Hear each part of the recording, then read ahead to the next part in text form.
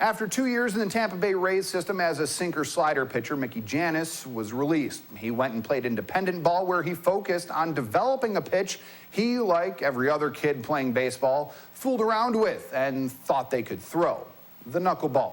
Now following in the footsteps of Phil and Joe Niekro, Tim Wakefield, Charlie Huff, and R.A. Dickey, Jannis is hoping to knuckle his way from Binghamton to the big leagues.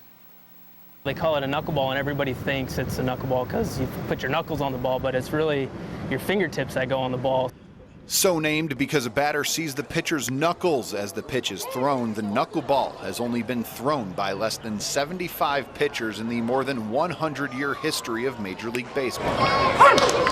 It's nice to know that I'm totally different than every guy here, and you know, I just know that I have to prove myself, I would say, more than anybody here because of the unpredictability of it. You know, one day nobody will touch it, then the next day you get hit, and it's tough that way. They know what's coming, but you know, sometimes they hit it, sometimes they don't. That's how the season has gone so far for Jannis. One day he's lights out, like on April 29th when he took a no-hitter into the 6th inning, only to then surrender 4 first-inning runs on May 10th in Portland.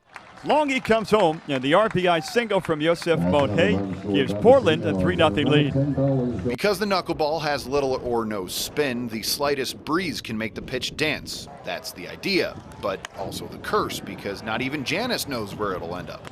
He compares the pitch to watching a butterfly fly.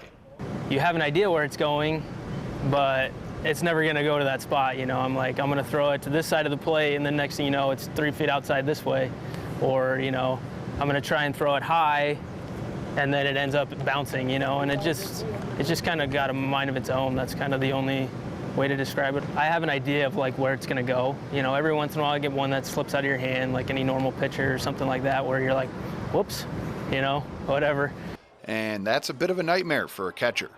I don't think you ever really get comfortable catching a knuckleball, but it gets easier the more you see it. The plan is put the glove over the plate and adjust accordingly. That's exactly what it is. It's throw it over the middle of the plate and hopefully it stays over the plate. So the biggest thing I tell them is just wait as long as you can until you go after it. I always say, if you thought you waited long enough, wait longer and then go and catch it. And let's not forget the special glove needed to catch a knuckleball. It's bigger, so it gives you a little bit more room for error. I would compare it closer to a softball catcher's glove than a baseball catcher's glove. The thumb and pinky padding in the glove is just a little bit smaller, and the web is a lot deeper. So if it hits this, you know, it can bounce around in there, and you can still catch it. Jannis may be the only knuckleballer on the team, but that doesn't mean others don't try. Almost a daily occurrence. Somebody's coming up to me and you go, "Hey, check this one out," and then usually I don't give them any credit, so I make them earn it. That's for sure. I definitely get it as well.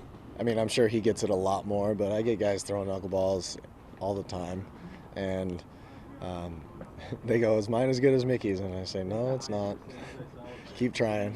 So is mine as good as Mickey's? Like most kids, I played around with what I thought was a knuckleball, but using the Mickey Jannis grip. So again, just yeah, right above. Right there, and then you're just pushing it straight out. You want to be nice directional, straight towards home plate. Okay. That was better. So if mine's no good, whose is? Probably on this team, I would say like Regnall throws one usually pretty good, or Gio actually threw a couple to me the other day that were pretty good. So other than that, everybody gets a good one every now and then, but you know, to be consistent and then to throw it with batters, and that's a whole different story. So Jannis hopes his knuckleball will one day take him to Citi Field. Until then, he'll continue to try to perfect an imperfect pitch.